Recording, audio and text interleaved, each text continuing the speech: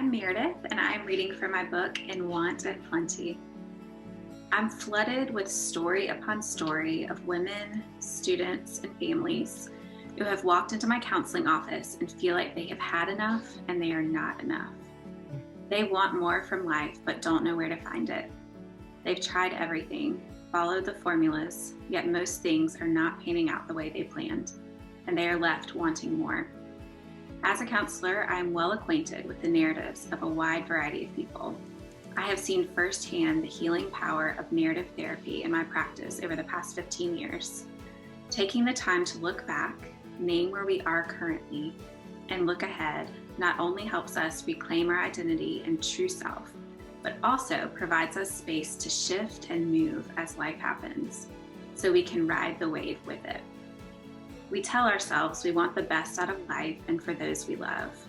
We attend school for years and seek jobs that provide money to pay the bills and get what we want. We travel, indulge in food, and shop until we drop.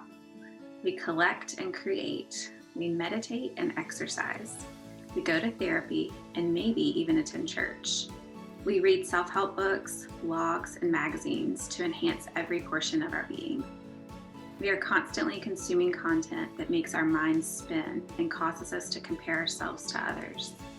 We inevitably forget who we are and what we were made for.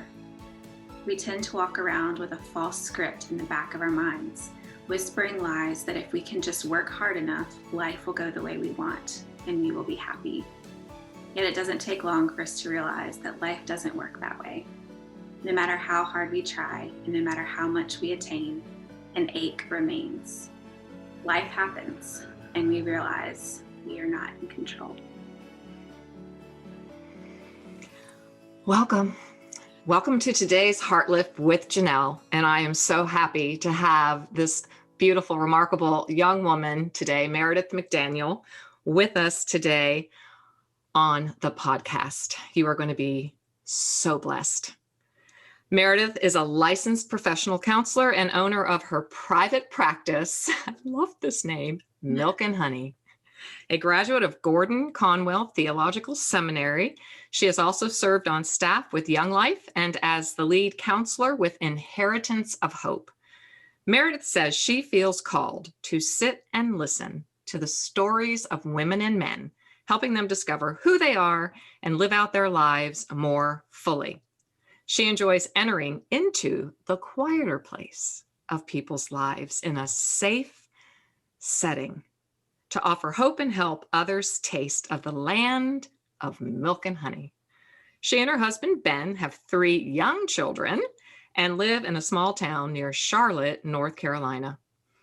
I am so happy to have you, Meredith. So happy. Thank you for taking the time out of your very busy schedule of all that you do. Wife, mama of 3 children, virtually schooling. Oh my goodness. I tell you what a year it has been for sure. And I just think you're right on time for my listeners and for other listeners who are going to find us somewhere out there on the internet. I do want to just read, you have in the beginning of your book, In Want and Plenty, Waking Up to God's Provision in a Land of Provision. Oh, and by the way, not only is Meredith a Revell author, so we're Revell sisters, and I'm so happy about that, but her first book, this first book is nominated for the Christian Book of the Year. And that is quite an honor, Meredith. Congratulations. And I'm pulling for you, for sure. Thank you, Janell. Thanks for having me, too. It just feels so good to sit with you. I think we're kindred spirits, so it's really good to be here. I think so. I just kind of want to have a cup of tea and you're speaking our language. Yes. So we'll do that. But yeah, we want to lean into those who are listening as well. But in the beginning of your book, you quote Psalm 78. Verses 24 and 25, and then verse 29 from the ESV, the English Standard Version. And he rained down on them manna to eat and gave them the grain of heaven. Man ate of the bread of the angels. He sent them food in abundance, and they ate and were well filled. There's like so many Mm. declarations and intentions. Yeah, why that scripture? And then I'm going to ask you something else. Yes. Well, I think I picked that one because, my grandparents loved to watch birds. They would What? just sit on their back porch. They had those sliding doors, that were really big that people Yes. walk into sometimes. Mhm. And we would just sit there. They had this brown rocking chair that we now have in our barn. It's really special. They had binoculars and they had their little bird book. My granddaddy even had like a little tablet with spiraled, that he would just write down all the birds that he sees. And so I think I've got it in my genes and in my DNA to just watch the birds. And so we live on a few acres here in North Carolina, and a lot of times I'll just find myself sitting at the table and looking out the window. I love to kind of write early in the morning when I can, when I get to bed Yes. early enough. And I'll just light a little candle and look out and see the birds. And I write in the very beginning of that chapter how they just kind of flit around and they seem so lighthearted. And it's like they just know, and they have this confidence that they're going to have enough for every single day. And I want to live more like that. And so I I love think that. that's where I wanted to start. Yeah. Freedom. Yes. Not a care in the world. Yeah. And they're not storing up in the barns. Mm-mm. I get to that later in the book, but Yeah. they just get enough that they need. Mhm. At daily provision. Yeah. Birds are real near and dear to my heart. It's probably why I resonated as well. I love that you've got the ornithology DNA. And now my oldest is becoming a bird woman. So it's so fun. But yes, I've got a bird feeder right outside my window and in the back. And yes, I love to see them because they are a reminder of the daily provision of God. Unlike many, maybe, I don't know, I'm an author, so I do read the endorsements, everything, the acknowledgments, the back cover, the front, everything. And I loved Suzanne Stabile, who is, if you're not familiar with Suzanne Stabile, she is an Enneagram expert. I love her so much. Call her the godmother of the Enneagram. And I learned so much from her and her first book with Ian Morgan-Cron, The Road Back to You. And in my new book by Ravel, Stronger Every Day, I offer the Enneagram as a tool as well. So Suzanne wrote about your book. In an effort to free us from the race we are all running, Meredith focuses part of her work on the biblical understanding of divinely supplied spiritual nourishment, what we as Christians call manna. She just nailed that. God's faithfulness is unexpected but consistent. And I've not read anyone, and I concur with her 1,000%, in a long time who explains that with such simple depth. So I asked you, I would love for you, Meredith, to explain this concept, this idea, this principle to listeners, because I've read about manna and all of the story in Exodus and all that in a lot of our elder theologians. Mm-hmm. F.B. Meyer, just so many of the elders, Matthew Henry, but I haven't read about it in the way that you have put it into words, so prophetically and so clearly and succinctly, for us to regain that understanding of what it means to daily see God's provision. So I just wonder what drew your attention to that and what led you to write this, your first book.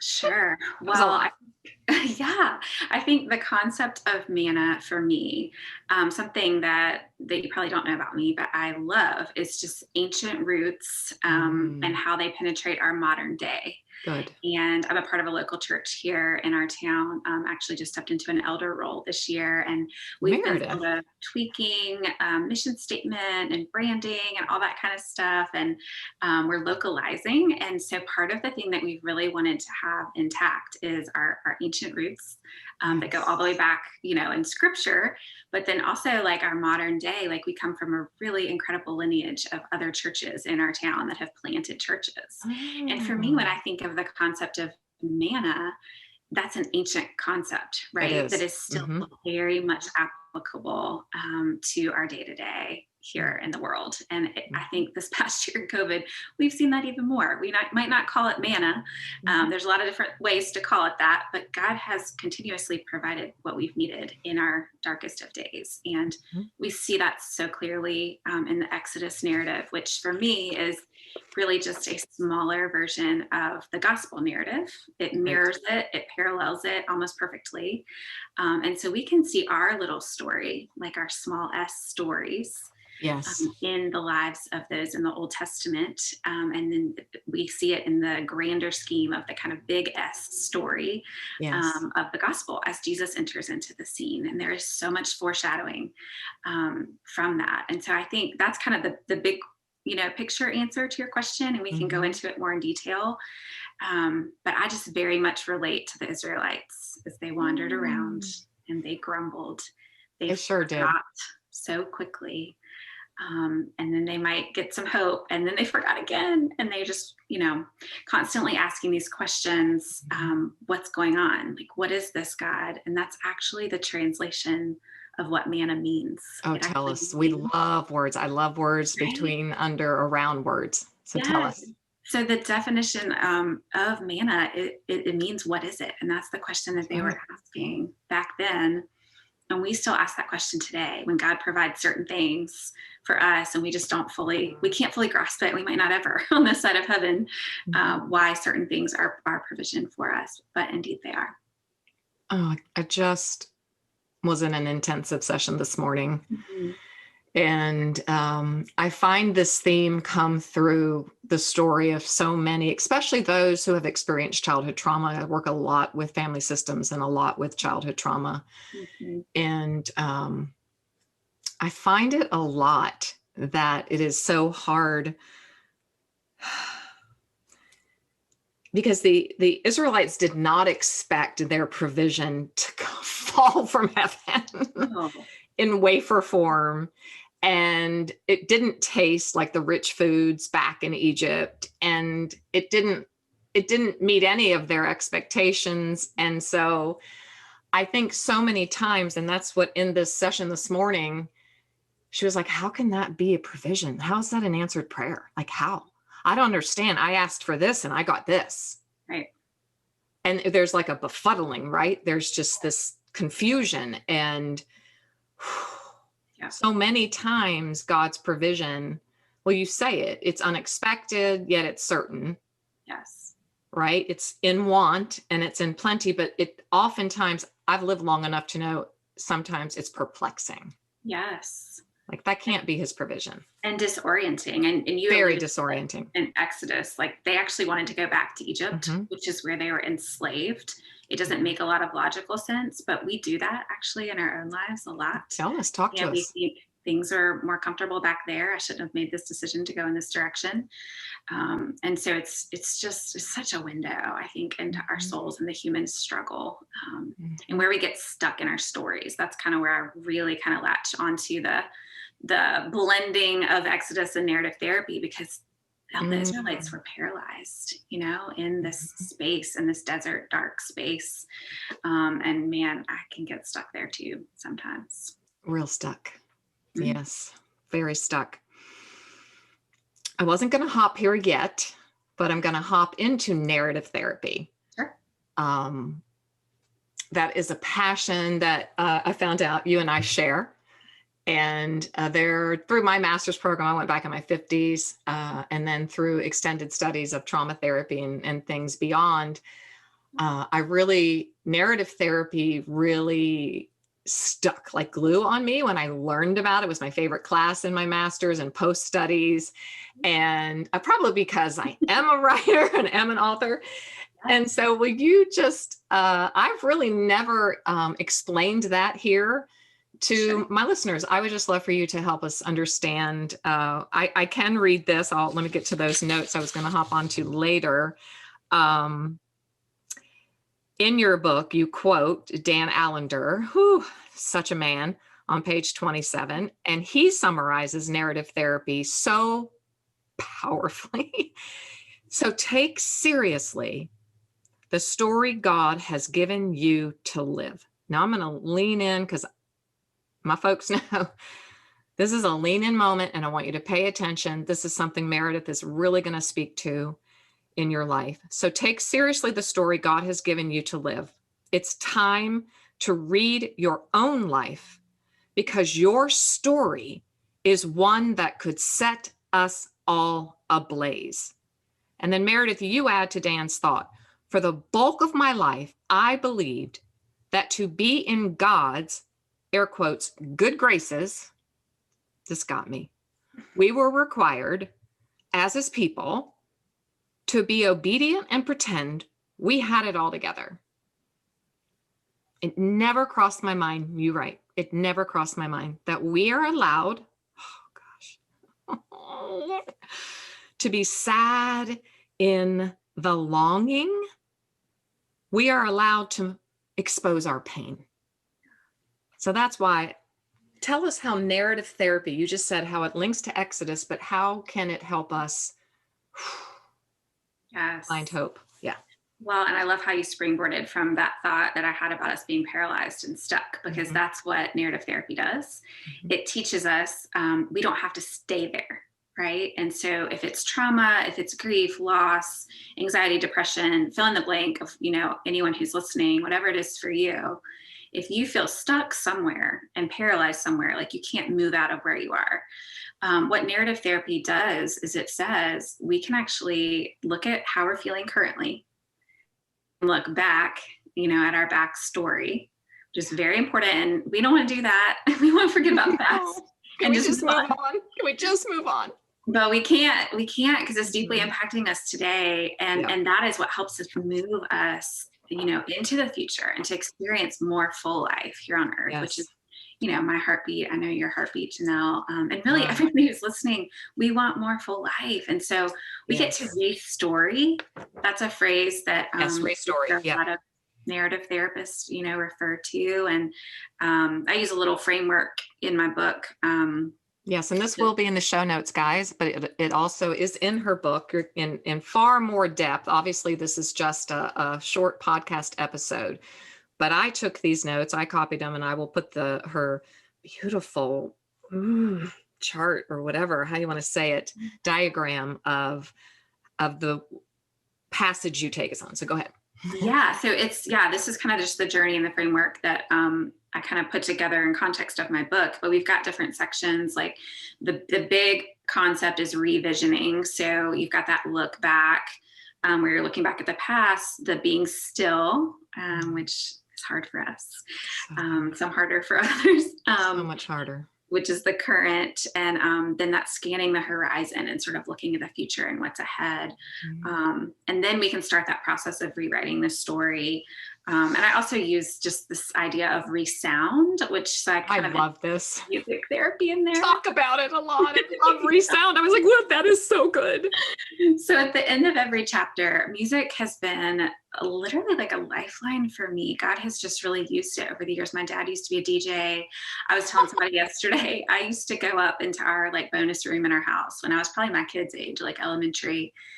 And I would spend 3 to 4 hours up there. He had this 7-disc CD player. So I'd put in this wide variety and I would just be singing and dancing. And it was such a healing space for me. As a healing. And that has persisted. And so I couldn't help but share some very specifically curated songs that really go with each chapter, with some kind of local, but some big time artists in here that just really echoed the words of each chapter. So it helps soothe our whole body. It calms down our nervous system. It's such a gift. All art forms, I think, are, but music especially kind of puts some, maybe words, but just some sort of connection where we might not have words.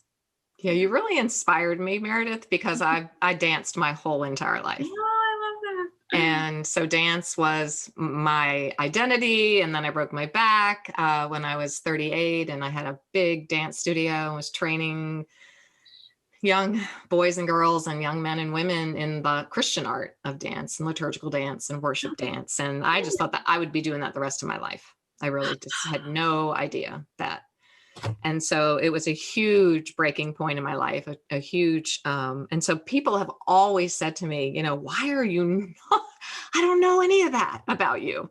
Why are you not adding that? Why are you not writing about that? And I thought, I just wouldn't even know. I wouldn't even know how, but you did it. You did resound, and I just thought, I think I can do this. I can somehow, because just like you with music heals me, for sure. And movement heals me. Mm-hmm. Mm-hmm. And so I think in my episode, you can look back, guys, on when I talked to Dr. Chuck DeGroat. I love him. And we were talking about the contemplative practices of stillness, silence, and solitude. But then he had talked to Barbara. What's her last name? I'll figure it out. I'll put it in the show notes. An African-American who was saying, the contemplative practices are not just Eurocentric. Yes. That you can also be contemplative if you are moving. And I was like, what? No one has given me permission to just go wild and do my movement until I went to Kenya. And I spent time with my Kenyan sisters who one moment are moaning and groaning and weeping and wailing. And then the next moment they're moving their hips and they're dancing and they're shaking. And I'm like, I know my tribe. I know where I belong now. Well, and what an image of both and, like being able to go from that moaning and groaning that we hear about in Romans 8 to like that hope and joy in the next breath, right? And like we can feel that whole spectrum, and our bodies need to be able to feel that, embody that, and release that tension that we hold in so tightly. So I love how the Lord sounds like he's whispering to you, how do I integrate these different parts of my life? I just love how you put revision, restory, resound. I just thought it was so beautiful. And so when you get Meredith's book, and at the end, because also let's just talk for a second. I don't want to get away from narrative therapy just yet, but the way that you wove that into the book, I think is magical as well, very profound. And you just put a few questions here and there. You don't wait till the end. Right. And so it really is like guided journaling. So let's say that we have a listener who has no idea what guided journaling is. Would you just help us, like tie that with narrative therapy and with restoring? Sure. Oh, I love these questions. Okay, so good. journaling's not an original idea. Like we all know that like getting everything in our head and our heart out onto a page is very helpful and therapeutic. I mean, that's just, we know that. Do we know how to do it? Are we scared to actually start writing? Of course. Because for me, I never know what's going to come out. And so one book that's been really helpful to me is Julia Cameron's The Artist Way. And so she talks about this concept of morning pages, which it could be morning or evening. She talks about how that helps clear the cobwebs. You basically just sit down with 2 to 3 pages. It could be 1 page. So like no pressure. Nobody's going to read it. You're not going to share it. It's literally just an unload of everything that you're feeling in the moment. And as I've gone back and read those over the years, I'll go through time periods where I'm writing like just furiously. And then I'll go through like 6 to 8 months where I don't touch them. And so maybe I'll go back and read a little bit, and I can see these patterns sort of like popping off of the page. I'll kind of underline and say, oh, here's that again. Oh, it's playing out in my marriage this way, or it's playing out with my parenting or my friendships. And you start to see these dots sort of connecting. And for me, I've needed to go into therapy to kind of really, or with my spiritual director, and just say, I'm seeing some stuff. I can't piece it all together. Can you come alongside me and help me sort of, get some more insight into this? And with the guidance of the Holy Spirit, both in my individual work and then with usually a narrative therapist, I'm able to really see the context of like my full life story. And I kind of actually want to show you. Well, please do. And this will be on YouTube for you guys who are just hearing this right now, but you'll also see it on YouTube. So I'll describe it. And so there's this artist in Charlotte. Oh, and I think I might cry. She is, her website and Instagram is called Stone and Strap. So I highly recommend you guys checking this out. And I really need to share this story with her. So I'll probably listen to this episode, but For my Allender, I attended the Allender Center. Yes, please tell us about Dan Allender's center. Yes. Well, it's this narrative trauma care program.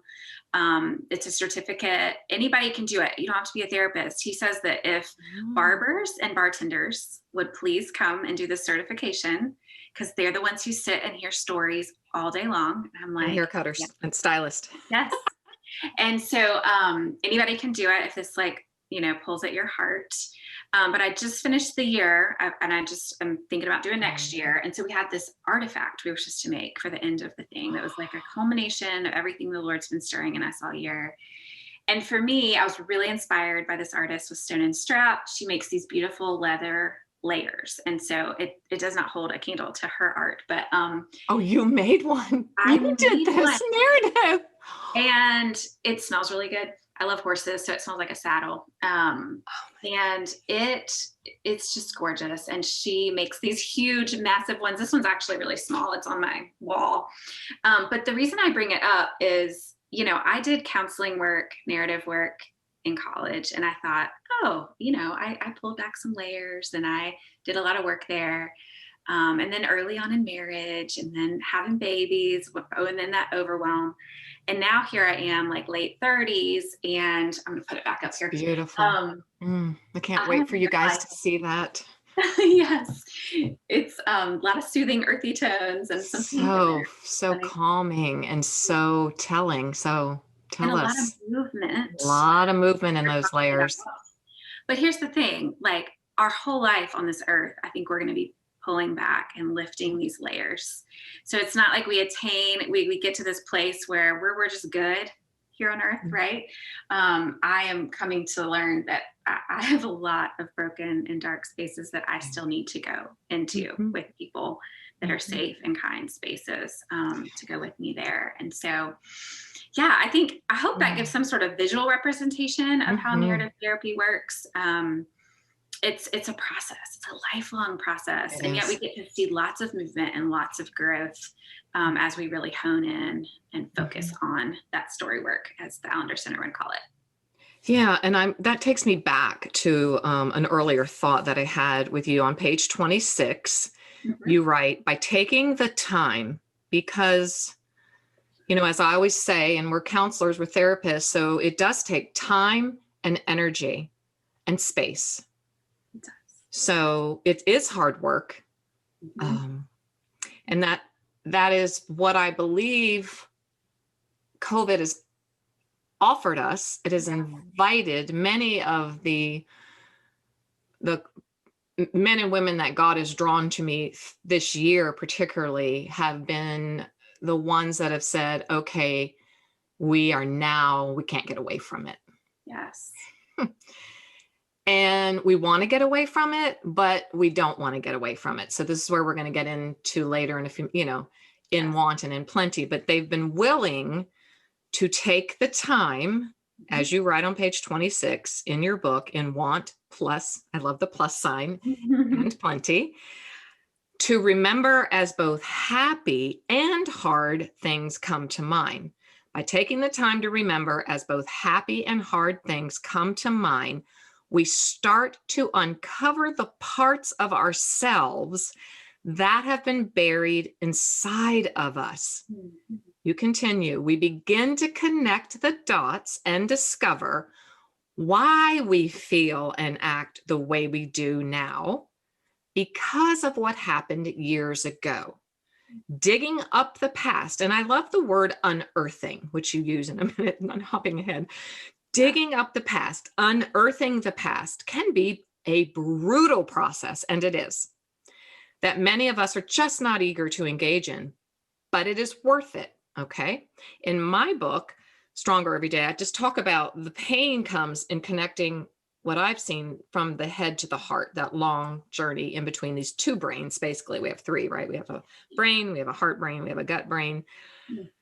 So you say, and then on page 27, you add, I pray that through looking back, this would be the restorying, right? The revisioning. I would say we have to bring our past into the present to make meaning and sense of it.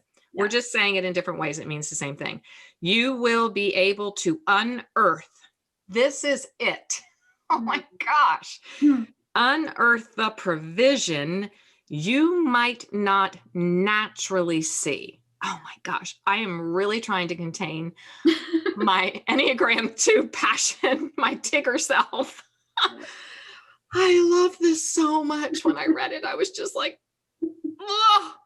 So Meredith, sweet Meredith, guide us to remember as both happy and hard things come to mind, and that in doing this, we can unearth the provision you might not naturally see. Why? What do you mean there? Help us unpack that. Mhm. Whew, that's so much and so good, and I just can't even handle it. Yes. I wanted unearthing somewhere on the cover of my book in the subtitle. I So maybe I'll have to use know. that in a future project. But I think I say yes. we'll talk to Rebel about that. Yes. If we can unearth, which, that digging up, finding what is buried, if we can do that, and it takes a lot of bravery and courage, Vulnerability. in our own strength by any means. We can actually start to trace God's hand. That's kind of the way I say it in the book. We get to see, looking back, I think about Ebenezer's, which are these piles of rocks that people would put together in scripture, and in their culture back then. Which we now, a lot of pilgrims now call that Karens, right? Yeah. Kai or Cairns, Karens, or yeah, go ahead. Sorry. Well, no, I love that. And so that helps us remember. Like, we can't remember, why this particular thing happened, but we see that visual image and we can say, oh, wait, I remember all this hard stuff was happening, and yet this is what God provided, right? And sometimes we need other people to help us do that. A lot of times I'll remember a story a certain way, and my husband will kind of say, I actually think it was a little different. Like, let me tell you actually how I remember it. And then I'm, Yes. oh, you're right. There was actually good there. There was good that came from that. And so as we look back at our stories, there's a way to say, okay, well, if he was doing it back then, he's got to be doing it now. And he's actually going to do it in the future. And he's doing it in the people around me, their lives as well. And to go back to that Dan Allender quote, at the end, he says, it's time to read your own life, because your story is one that could set us all ablaze. Which I get that image of like the like just a fire, the burning bush, a fire, like you're standing in this awe. Torch. And this is a little bit of a different path, but when we talked about the Enneagram earlier, like, we all have a different lens and different personality in this world, right? And we all have a story. And every single story can set us ablaze. So you're 2, I'm a 4. We operate differently in the world, but together we can be like this force, right? Absolutely. Yes. And our stories can set other people ablaze, because we can say, hey, this happened in my life. This really hard thing happened in my life. And yet this is where God met me there in my mess. This is how he provided for me. This is how he's providing for me right now during COVID, everything. Right? During, hard things with my family, with finances, with the state of my soul, feeling anxious in this unknown world that we live in, physical diagnoses, right? I mean, addiction, all the things. He's actually meeting us right here. Yes, because in your children's lives, your elementary aged children's lives. Yeah. When you were sharing before about unearthing, I think when I think of unearthing something, it just is so grounding to also dig and put your hands. I spent a whole Saturday and half a Sunday with my husband. I didn't do all of it, but just, get the weeds. Oh, all the weeds, all the roots, as my Midwestern son would say. I mean, he's a transplant to the Mideast, but now he doesn't say roots from the East Coast. He says roots. Roots, yeah. You're never coming home. She does that too. Yeah, you're never coming home. You're now just saying roots. Yeah. But when you get your fingers in the earth, it's grounding. So that's, it was giving me that picture too of, to alleviate some of the fear when you're going back into your past and you're unearthing, it is in the unearthing that you find these relics. It's like emotional anthropology, right? Isn't that what they call it? Oh, yeah. Right? I'm good. it is anthropology where you go dig up fossils, right? Sure. I was sitting here questioning myself going, I think that's right. But you're like an emotional, anthropologist who is helping. And when you do that, you find these fossils that give you more insight. Mhm.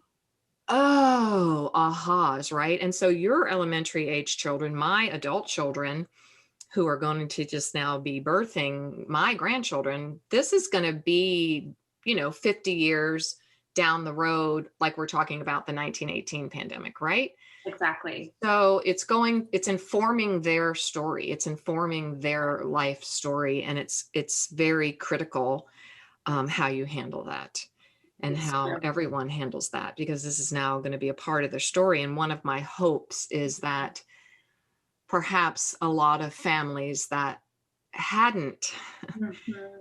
hadn't taken the time Mhm. to unearth these things that they are continually living in stuckness with, Yes. that their children will go, I'm so proud of my parents. Yes. I'm so proud of my parents that when Mhm. I was 12 or when I was 8, Mhm. it was hard. I remember it, but I remember seeing my mom and dad working through it. And now we're so much healthier. Mhm. Our soil is so much healthier and we're all so much healthier. So that's been a huge prayer of mine. Mhm. So good. And Janelle, just real quickly, just to go with Yeah. that garden metaphor, just a little bit, I love the, So the metaphor. good. That hard work that the parents are doing, and I would say I'm in that boat, thankfully, We but are. My it, husband and I are too, at 37 years of marriage with 3 adult children, and now they're all in their 30s. This yes, has been such an unearthing in our marriage. yes. So And it's it's, you and me, different ages, different decades, different times we've been married, right? Like, and it's worth it. It's worth it to do the unearthing. And I'm thinking about my garden right now. Some summer bulbs because I like upgraded my garden this year with some daily oh, stuff. So we'll see if it works. okay.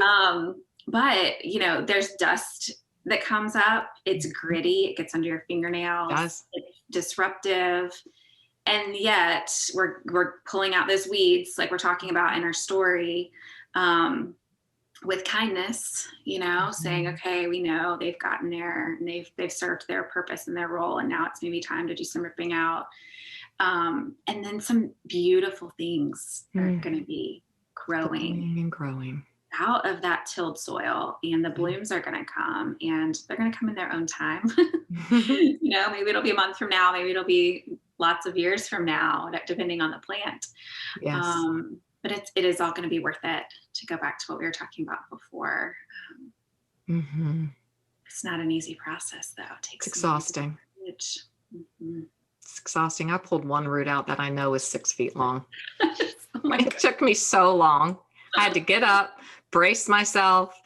My husband's like, that's gonna knock you off your feet. And it did, and I was like, holy moly, that's intense. But I actually feel like we had pulled one of those 6 feet of roots that have been rooting in our marriage for years. We actually did that through this year, and it's exhausting, but the reward is, it really is an eternal, unspeakable reward to have that kind of freedom and peace in your life. So the guided journaling also, I wanted to encourage everyone that these are some of the questions that Meredith poses that I love so much. How were you raised? This is in the very, very beginning. So she offers you, I love it because it is like a counselor in the pocket. You are guiding and helping people connect the dots through your work. What did your daily family dynamics look like in your family of origin or in your culture that you were raised in? What did you love? This is what I loved. You were mingling even in your questions. You're mingling in the sad or the pain with the peace and the happy. Yes. So I want to come back to that, but I want to read these questions. What memories do you have from grade school? What were your greatest disappointments in middle and high school? So here you are mingling. What has broken your heart, but what makes you come alive currently? Yes. This is what I feel has been missing. in our modern therapy work Mm. within the Christian world frame. Yeah. Now, this is just my humble opinion. Yeah. But I have had to personally go outside, like into mindfulness-based stress reduction or yin yoga, other practices that some might consider are outside the realm of our traditional Christian practices. I would disagree, but here I am. But you were the first read that I dug in from the Christian frame that actually framed it so well that we do have to learn to sit, like in mindfulness-based stress reduction, you sit with the unpleasant and you sit with the pleasant and you learn to sit with them both. Yes.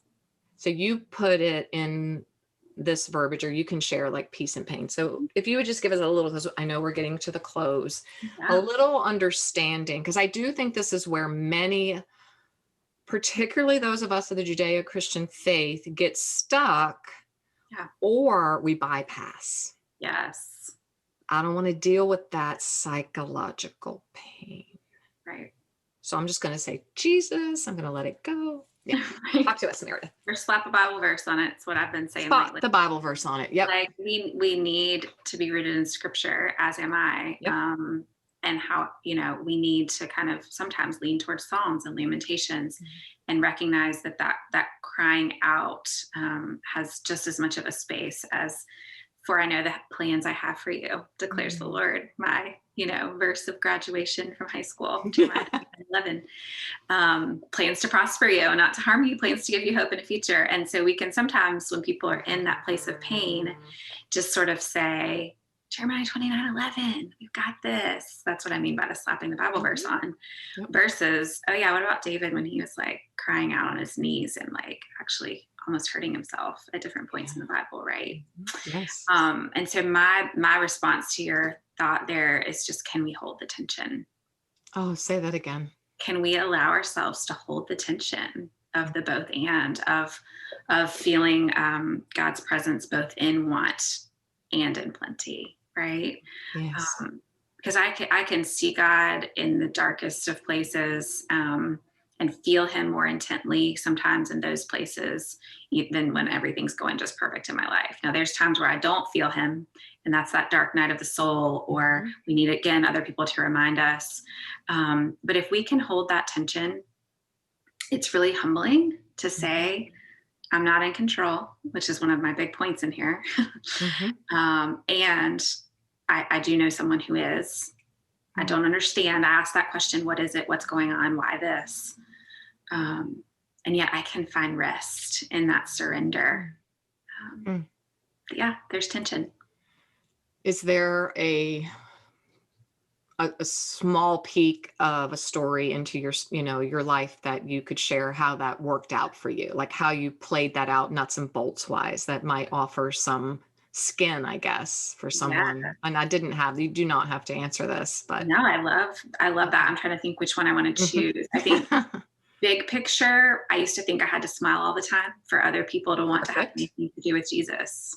I just thought, why would anybody want to be a Christian if they didn't just think it was all happy all the time? Wow. And that was really exhausting for me. And so that's just kind of a quick answer. Probably another one more specific is the person that I dedicated the book to was my mentor, Bobby Campbell. And this will be a good transition maybe into the ebb and flow in a second. But she passed away. She had an aneurysm in the middle of me writing this book. And she had said to me, I have an email from her that said, can I be on your launch team? Can I be your number one cheerleader? Like, she just believed in me. She held space for me. I know. And she was just an incredible woman. And so in the very front, I just say, this book is in memory of my beloved mentor, Bobby Aker Campbell, from June to May, 1946, 2018.